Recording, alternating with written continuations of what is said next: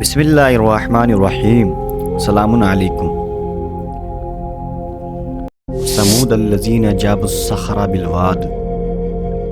پروردگار عالم ارشاد فرما رہا ہے، کیا تم نے نہیں دیکھا کہ ثمود کے ساتھ کیا کیا، جو وادی میں پتھر تراش کر گھر بنایا کرتے تھے۔ عزیزو، قوم ثمود بھی ایک بت پرست قوم تھی اور بے انتہا سرکش تھی۔ یہ قوم چونکہ فن سنگ تراشی میں بے حد مہارت رکھتی تھی، لہٰذا پہاڑوں کو کاٹ کر اور پھر پتھروں کو تراش کر گھر بنایا کرتی تھی۔ سورہ فجر کے علاوہ پروردگار عالم نے سورہ اعراف میں اس قوم کی سرکشی کا اور اس کے انجام کا ذکر تفصیل سے کیا ہے۔ اس قوم کی ہدایت کے لیے پروردگار عالم نے جناب صالح پیغمبر کو بھیجا تھا، لیکن اس قوم نے انہیں جھٹلایا، جس کا ذکر سورہ شمس میں پروردگار عالم نے یوں کیا ہے کہ کذبت ثمود بطغواها اذ انبعث اشقاها فقال لهم رسول الله ناقة الله وسقياها فكذبوه فعقروها فدمدم عليهم ربهم بذنبهم فسواها ولا يخاف عقباها۔ یعنی قوم ثمود نے اپنی سرکشی کے سبب سے صالح پیغمبر کو جھٹلایا۔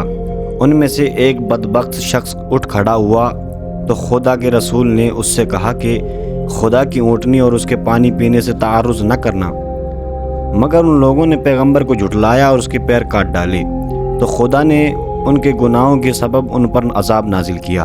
عزیزو، قوم ثمود کا واقعہ اتنا اہم تھا کہ جیسا کہ میں نے عرض کیا کہ پروردگار عالم نے اس کا تذکرہ سورہ اعراف میں ذرا تفصیل سے تو سورہ فجر اور سورہ والشمس میں اشارتاً کیا ہے، تاکہ دنیا غور کرے کہ خدا کے نمائندوں کی باتیں نہ ماننے کا انجام کیا ہوتا ہے۔ اس کے علاوہ اس واقعے کو زینت قرآن بننے کا سبب اور بھی ہے، جس کو میں انشاءاللہ تھوڑی دیر میں عرض کروں گا۔ فی الحال تو بچوں کو سنانے اور آپ کو جگانے کے لیے عرض کروں کہ جناب صالح پیغمبر ہود علیہ السلام کے بعد مبعوث ہوئے تھے۔ آپ نے 16 برس کی عمر میں ہی اعلان نبوت فرمایا دیا تھا اور 120 سال تک کار تبلیغ میں لگے رہے۔ آپ نے بت پرست قوم کو ہر طرح سمجھایا کہ بتوں کی پوجا نہیں کیا کرتے۔ آپ نے بت پرست قوم کو ہر طرح سمجھایا کہ بتوں کو نہیں، خدائے وحدہ لا شریک کی عبادت کیا کرو، کیونکہ اس کے علاوہ کوئی معبود نہیں ہے۔ لیکن ہزاروں کوششوں کے باوجود وہ لوگ نہ مانے، تو ایک دن صالح پیغمبر نے ان لوگوں سے کہا کہ آؤ ہم تم عملی مناظرہ کریں، میں تمہارے خداؤں سے سوال کروں، تم میرے خداؤں سے سوال کرو۔ جس کا خدا سوال پورا کر دے وہی حق پر ہوگا، وہی خدا برحق ہوگا۔ اگر تمہارے خداؤں نے میرا سوال پورا کر دیا تو میں اپنی تبلیغ چھوڑ دوں گا اور اپنے اہل و عیال کے ساتھ اور اصحاب کے ساتھ تم سے دور چلا جاؤں گا، اور اگر میرے خداؤں نے تمہارے سوالوں کو پورا کر دیا تو تم سب ایمان لے آنا۔ قوم ثمود کو اپنے بتوں پر اتنا اعتماد تھا کہ انہوں نے صالح پیغمبر کی یہ تجویز مان لی اور کہا کہ پہلے آپ ہمارے خداؤں سے سوال کیجئے۔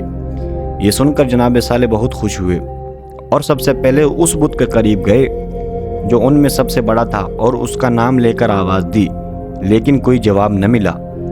یہ دیکھ کر ان لوگوں نے کہا کہ آپ دوسرے بت کو پکاریے۔ آپ نے دوسرے بت کو بھی نام لے کر پکارا، مگر اس نے بھی کچھ جواب نہیں دیا، یہاں تک کہ جناب صالح نے ایک کے بعد تمام بتوں کو خوب آواز لگائی، مگر کوئی نہ بولا۔ انہوں نے قوم ثمود کو مخاطب کر کے فرمایا کہ تمہارے خدا تو گونگے، بہرے، بے جان اور مجبور معلوم ہوتے ہیں۔ جب یہ میرا جواب دینے پر قادر نہیں ہیں تو یہ میرا سوال کیا پورا کریں گے؟ اس پر قوم ثمود کے لوگ بولے کہ اس وقت ہمارے خداؤں کو نہ جانے کیا ہو گیا ہے کہ وہ خاموش ہیں، ہمیں ایک موقع اور دیجیے تاکہ ہم اپنے روٹے خداؤں کو منا لیں، پھر آپ جو چاہیں سوال کر لیجئے گا۔ جناب صالح پیغمبر نے انہیں مہلت دے دی تو انہوں نے بتوں کو نہلا دھلا کر ان کی خوب پوجا کی اور گڑ گڑا کر کہنے لگے، اے ہمارے محترم معبود، آپ صالح پیغمبر کو جواب دیں ورنہ ہم منہ دکھانے کے قابل نہیں رہیں گے۔ ان کی اس بے وقوفی کی التجا پر کسی بت پرست کے اندر چھپے ہوئے شیطان نے ایک زور کا قہقہا لگایا تو یہ لوگ سمجھے کہ ہمارے بت ہم سے خوش ہو کر ہنس رہے ہیں، ابھی ہم سے راضی ہو گئے ہیں۔ لہٰذا انہوں نے صالح پیغمبر کو بلایا اور کہا کہ اب ہمارے بت ہم سے خوش ہیں، آپ ان سے سوال کیجیے۔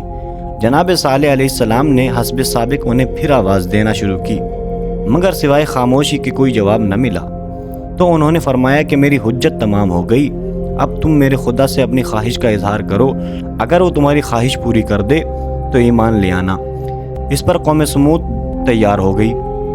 اب سوال یہ تھا کہ ان میں سے کون سوال کرے اور سوال بھی ایسا انوکھا ہو کہ وہ پورا نہ ہو سکے۔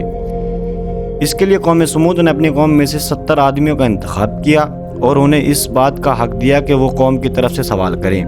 اگر سوال پورے ہو جائیں گے تو پوری قوم حضرت صالح پیغمبر کے مسلک کو قبول کر لے گی۔ ان لوگوں نے کافی غور و فکر کے بعد آپس میں مشورہ کر کے جناب صالح پیغمبر سے کہا کہ آپ اپنے خدا سے کہیں کہ وہ اس پہاڑی سے سرخ رنگ کی ایک اونٹنی پیدا کرے جو 10 ماہ کے حاملہ بھی ہو۔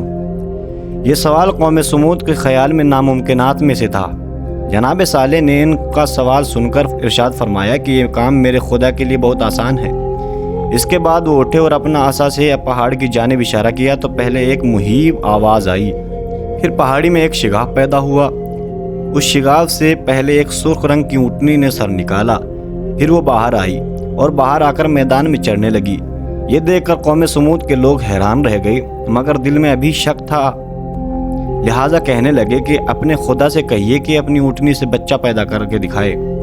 حضرت صالح پیغمبر نے دعا کی اور اسی وقت اونٹنی سے ایک بچہ پیدا ہو گیا۔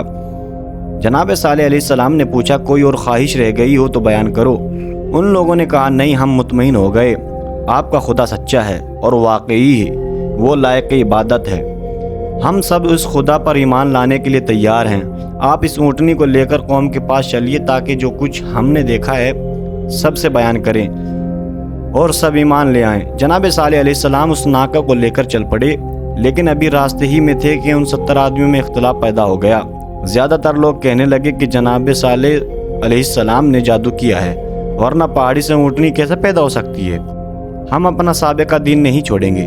نتیجہ یہ ہوا کہ بستی تک پہنچتے پہنچتے صرف 5 آدمی اپنے لائے ہوئے ایمان پر باقی رہ گئے، مگر جناب صالح علیہ السلام اس پر بھی بددل نہ ہوئے اور اپنی تبلیغ جاری رکھی۔ البتہ حکم الہی سے یہ اعلان ضروری کرا دیا کہ تمہارے شہر کا پانی ایک روز یہ اونٹنی پیے گی اور ایک روز لوگ اپنے مصر میں لاؤ گے، یعنی خود بھی پیو گے اور اپنے جانوروں کو بھی پلاؤ گے۔ مورخین کا بیان ہے کہ اپنی باری پر یہ اونٹنی تالاب کا سارا پانی پی جاتی تھی اور اس قدر دودھ دیتی تھی کہ پوری قوم اس سے سیراب ہو جایا کرتی تھی۔ اس پر بھی ان لوگوں نے صبر نہ آیا تو ایک بدکردار شخص کو تیار کیا کہ وہ اونٹنی کے پاؤں کو کاٹ دے اور اسے مار ڈالے۔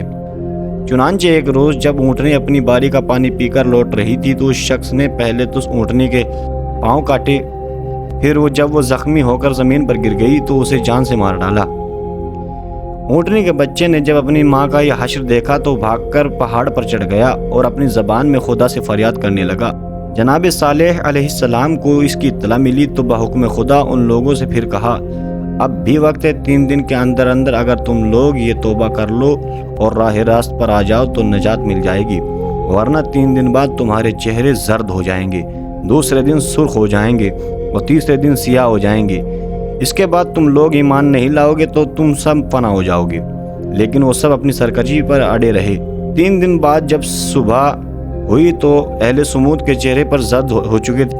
اس پر کچھ لوگ گھبرائے، مگر انہیں سمجھا دیا گیا کہ گھبراؤ نہیں، کچھ نہیں ہوگا، یہ جناب صالح کا ایک جادو ہے۔ دوسرے دن ان کے چہرے سرخ ہو گئے اور پھر تیسرے دن سیاہ ہو گئے، مگر اتنے پر بھی وہ سرکش قوم نہ مانی۔ تو اسی رات ایک زور کی آواز پیدا ہوئی تو جس سے ان کے کانوں کے پردے پھٹ گئے اور وہ سب ہلاک ہو گئے۔ ان کے ہلاک ہونے کے بعد آسمان سے بجلی گری جس نے ان کی لاشوں کو جلا کر خاک کر دیا۔ پیغمبر اسلام نے اس معجزے کو بیان کرتے ہوئے مولا علی علیہ السلام سے ارشاد فرمایا کہ یا علی، تم ناقہ صالح سے کم نہیں ہو۔ پھر پوچھا، اے علی، کیا تم جانتے ہو کہ ماضی میں بدترین خلائق کون تھا؟ آپ نے عرض کیا، خدا اور رسول مجھ سے بہتر جانتے ہیں۔ تو آپ نے ارشاد فرمایا کہ ماضی میں وہ شخص تھا جس نے ناقہ صالح کی اونٹنی کو مار ڈالا تھا، اور مستقل میں وہ شخص ہوگا جو تم کو قتل کرے گا۔ مولا علی علیہ السلام اور ناقہ صالح میں حیرت انگیز طور پر وہ مطابقت نظر آتی ہے۔ مثلا اگر ناقہ صالح اللہ کی نشانی تھا تو امیر المومنین علیہ السلام بھی آیت اللہ تھے۔ اگر ناقہ صالح علیہ السلام کی پیدائش سے پہلے پہاڑی شک ہوئی تھی تو حضرت علی علیہ السلام کی ولادت سے پہلے دیوار کعبہ بھی شک ہوئی۔ اگر ناقہ صالح علیہ السلام سے پہلے لوگوں کو غذا ملی تو مولا علی کے سر چشمے علم سے لوگوں کو روحانی غذا ملی۔ اگر ناقہ صالح کو قتل کیا گیا تو حضرت علی علیہ السلام کے سر پر بھی تلوار سے ضرب لگائی گئی۔ اگر ناقہ صالح علیہ السلام کو قطامہ نام کی عورت کے عاشق نے قتل کیا تو حضرت علیہ السلام کو بھی قطامہ نام کی عورت کے عاشق نے ہی قتل کیا تھا۔ اگر ناقہ صالح کو قتل کرنے والا قدار ولد الزنا تھا تو مولا کو شہید کرنے والا ملزم بھی ولد الزنا تھا۔ اگر صالح علیہ السلام کی قبر بھی نجف اشرف میں ہے تو مولا کائنات کی قبر بھی نجف اشرف میں ہی ہے۔ اب یہ بات رہ گئی کہ جناب صالح علیہ السلام اور ان کے ناقے کا قصہ زینت کیوں بنا رہا۔ اس کو بظاہر ایک سبب یہ ہے کہ لوگ معجزات کی عظمت کو سمجھیں، دوسرے یہ کہ پہاڑ سے اونٹ کا نکلنا عام انسانوں کی بس کی بات نہیں ہے۔ یہ معجزہ جو دکھلائے گا وہ یا تو نبی ہوگا یا کسی نبی کا جانشین ہوگا۔